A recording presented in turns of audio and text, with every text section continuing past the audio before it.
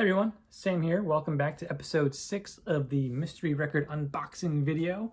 Welcome back everyone. If you're new to the channel, my name's Sam. We host this show every single Monday. Feel free to like and subscribe, comment, share with your friends, whatever you want to do. It's a free world, you do it, you know.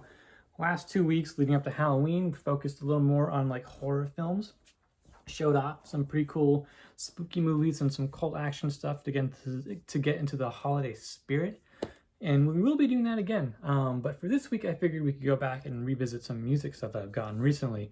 And to make the segue a little easier, these 4 records are all film television scores.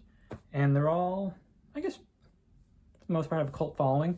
I guess it really depends what you consider to have a cult following or not. Because some of the stuff is, I think, pretty popular. And I don't know where the line is drawn, you know, but whatever. Hey everyone, welcome back. So, just a quick shout out. These 4 records I bought from the same seller on Instagram. His name escapes me, but if you're into this, feel free to message me. I can send you his name. I can dig it up for you and find it for you then. But I bought from this dude in the past before, and I honestly don't know what his deal is.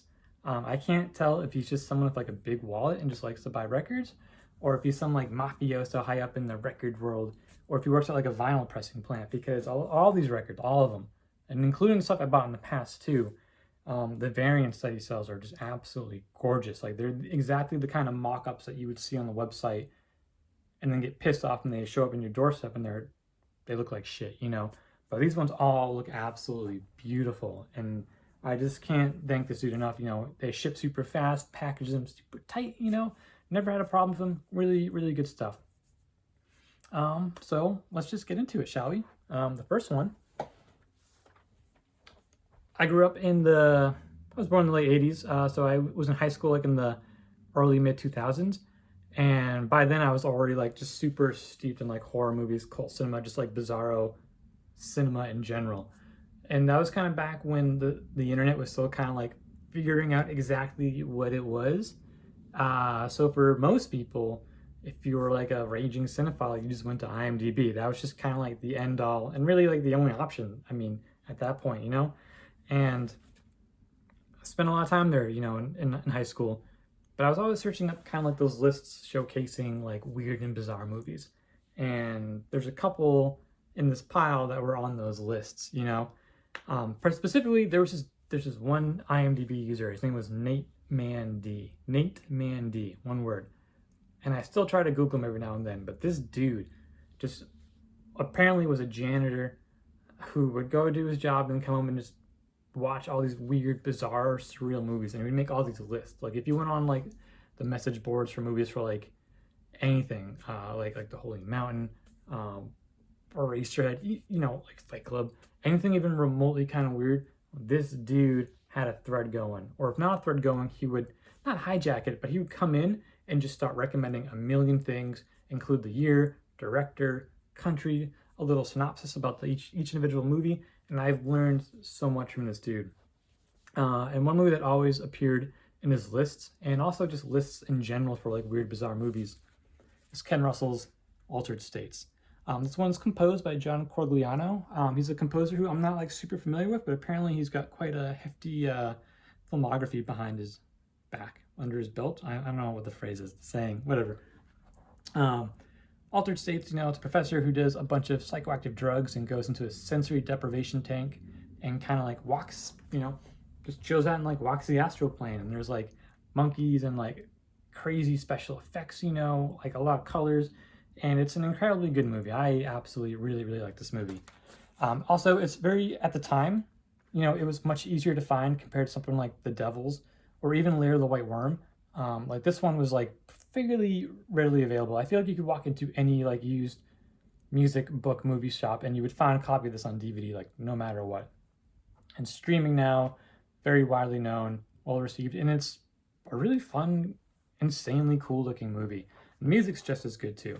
As an added bonus, I didn't know this going into it, but it's signed by the Australian duo, the artist who did this whole sleeve design right here. We Buy Your Kids. Good for you, you know. They mark the year, but also include this little penciled in kitty cat. Meow, look at that. That's pretty cool, huh? But like when I saw this go up, It was pretty cheap, and I just instantly, I just knew I wanted it. The art's incredible. Look at that. Looks really good. It's a release from Waxwork Records. And if you know me, you know I love this label. Pretty cool inside, you know. Big fan of this. Yeah, I've, you know, championed Waxworks on this channel before. Gonna do it again. Bunch of cult horror stuff, you know, records, you know, a lot of it's stuff that's been pressed for like the first time. Great package design, brilliant mock-ups, including this one. Bam. Look at this. This is absolutely gorgeous. This is like, this whole pile is really beautiful, but this one looks like it's some kind of like candy apple, you know? I just absolutely think it's gorgeous. And it's very fitting, obviously, for like the artwork itself, I feel like. Very red. Hello. Really pretty cool. Really cool score. Really great movie. Love Ken Russell. Big fan of this. I love collecting film scores, you know, especially for stuff like this. You know, I don't care how small it is. It's going in my collection. So again, this is Altered States by John Corgliano, movie directed by Ken Russell. If you have not seen it and you like weird stuff, get weird and check it out. It's really cool. This next one is really well known. I guess it depends on where you draw the line between popularity in terms of something being cult or not, you know? And if you've seen this is one of those things where it's like you've either seen it or you've already made up your mind and you're not going to see it. And if you're one of those people who are not going to see it, I respect your decision. I don't care. And that is season 1 of Stranger Things. This is composed by Kyle Dixon and Michael Stein, 2 members of the band Survive, an electronic synth group that I didn't know existed until the show came out. So if anything, I'm glad that this show kind of shed the light on that band, because I also am a big fan of them as well now. And, you know, it's Stranger Things. There's really nothing I can really say at this point that you haven't already heard a million times. But I just really like the show. And to be honest, I really like the music. My only complaint is that, like, it's all stock photo kind of stuff like that, you know. And I get it, you know. You got 11, got the kids, you know. I get it. You got to do it. You got to do what you got to do. You got to promote the thing. The records, though, gorgeous. Look at that. These little bubbles right here. This is an absolutely gorgeous looking record. It looks like cotton candy with blood, and big fan. You know, even the theme alone, I think, is worth the price of admission. You know, when I saw this go up there, and I just immediately knew I wanted it. Season 2 and 3, I like them. I'm not crazy about season 2. I like season 3 a bit more. Again, really beautiful. So I don't know if I like. It's something where it's like I'd only buy those scores if I saw them for like a really killer price, you know. But season 1, I'm not gonna lie, I think season 1 is pretty perfect. I think it's near flawless. I'm a huge fan of the show. I love this season in particular. It's absolutely gold. I would suggest you watch it, but you probably already have, or you probably already made up your mind that you're not going to, and whatever, that's, you do you. But hey, Stranger Things, Kyle Dixon, Michael Steiner Survive. Thank you for delivering this brilliant synth score. I know the show and the music has been aped to death since it premiered. Sometimes for the better, sometimes for the worse. Mostly, they're just okay. You know, there's a lot of things like that. But like, it reinvigorated an interest in electronic and synth music, and I am always going to be a big fan of that. So again, Stranger Things. Oh, the little bicycle. That's so sad. Stranger Things, classic show. Yeah, I said it. It's going to be a classic show. And this next movie, this one also is one of those like top 20 weird, bizarre, lost, forgotten movie stuff. You got to see it. Oh, it's so weird and trippy, man. It's so trippy, you know. And this movie's it's alright. I like it, you know. It's a regional film, you know, and I like it for what it is. That is Liquid Sky. Back then, this was also on all those IMDb lists, those Nate Mandy lists, you know. Kind of like one of those, like, you gotta see, it's so weird, you gotta see this weird movie. And it is kind of weird, but I feel like it's weird because it's so independent. And not independent like many people mean independent, like Little Miss Sunshine. Like truly, like, these are like people who live in an apartment building in Manhattan and just like got a camera and made a movie. Essentially, I think it's about these aliens who like come to Earth and look for cocaine and become embedded in like the the dancing, what do you call those, like dancing kids, kid culture? I forget what you call it, you know, that kind of like scene. And the score for this movie is absolutely obnoxious. I know it was composed by the director, so I don't know if he's on deadline or what, or just didn't have the chops for it. But I remember seeing this in theaters. It's readily available now. It was not like 10 years ago or so, or I guess like more like 15 years ago, where you had to kind of like find it through illicit means. But this score is obnoxious. I remember seeing this in theaters when the restoration came out, and people just being like, "Oh God, like this music is so unbearable," and like, but gotta get it. I can't say no to that. You kidding me? Look at that little beautiful boy. Again, Liquid Sky. Ooh, look at that color. Big fan of this. Look at those little bubbles. This one is also, everything's been gorgeous. This one just as well, you know. And if you look at the hype sticker, Mondo, it's a cosmic plume color variant. That's pretty cool. If you're not familiar with Mondo or Deaf Waltz Recording, I think Mondo bought Deaf Waltz Recording, because I'm pretty sure Deaf Waltz Recording is based in the UK, but Mondo is based in Austin, Texas. So I'm not sure who owns what, when, where, how, why.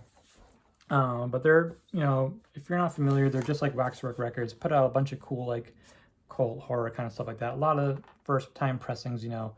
And when this came up, you know, as obnoxious as the score is, it's still incredibly memorable. And I just had to buy it on that whim alone. I remember my friend I saw it with was just like, "Oh my God, that music is unbearable."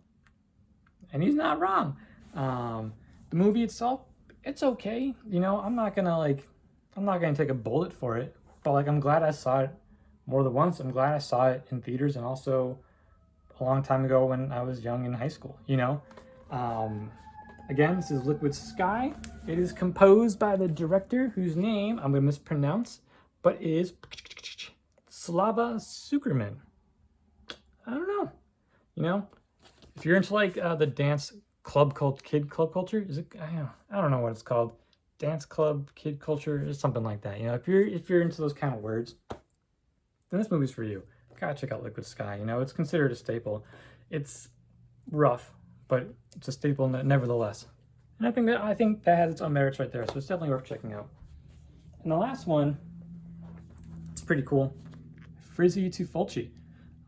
This is a live recording set of Fabio Frizzi, the composer. Did a bunch of Lucio Fulci films, you know, so he did like The Beyond, City of the Living Dead, Zombie, stuff like that, you know, created like the classic zombie theme, which is just like, love it, beautiful. But this is a recording of his first live performance doing these works in the UK. And they put them out on a 2 LP set. Oh, look at this. Little Fulci in a chair. Classic photo. Probably, I feel like in terms of like classic horror photos of just like directors, like this is probably the more famous one. I think it's so good. I believe this is from the set of The Beyond. Again, this is also from Mondo, Deaf Waltz, you know. Again, 2 LPs, and also, no, this is okay, but this looks really nice in my opinion. I think the splatter looks absolutely gorgeous. Big fan. You know, I saw Fabio Frizzi live one time. He came to New York City. He performed a live score for The Beyond, and it was an incredible night. It was awesome just watching. I think it might have been the first time I've ever actually seen. No, that's not true. Of that scale, that was the first time I ever saw something like that. You know, he had like a full like supporting band with him. At the end of the movie, he did like a little encore set where he did some like the more classic kind of cuts. You know, he did like the zombie theme, the shark fight, you know, stuff like that. You can see the little shark right here, shark versus zombie, big deal. The Beyond. Splinter to the Eyeball, also from Zombie. I know there's some movies on here that I have not seen, but I love Lucio Fulci and I love Fabio Frizzi, so this was a must buy. And that pretty much wraps today's stack up. You know, again, a lot of like cool movies that like I used to always read about when I was in high school and never got to see till like years later because either torrents were super hard to find or just like physical copies were near to impossible to find. But again, we're living in the golden age of genre film right now, and especially for genre memorabilia, all these scores are like just proliferating right now. I feel like every week there's a new score being announced, and it's just like, oh, like, should I get the score for House 2? I'm gonna pass on House 2. But Silent Night, Deadly Night, like maybe those variants are looking pretty cool. And yeah, so again, shout out to the Instagram buyer. Got these cool stack of records I'm going to be checking out pretty soon. Always excited to do that. They pair very well with dinner time, in my opinion. So yeah, thanks for hanging out, guys. My name is Sam. This is the Mystery Record Unboxing video, episode 6. Thanks for hanging out. Like and subscribe. Thank you for watching. Tune in next week for another episode. Is it music or is it movies? I don't know. It depends what I feel like. But again, guys, thanks for watching. Until next week, I'm Sam, and I'll see you then. Take care, guys.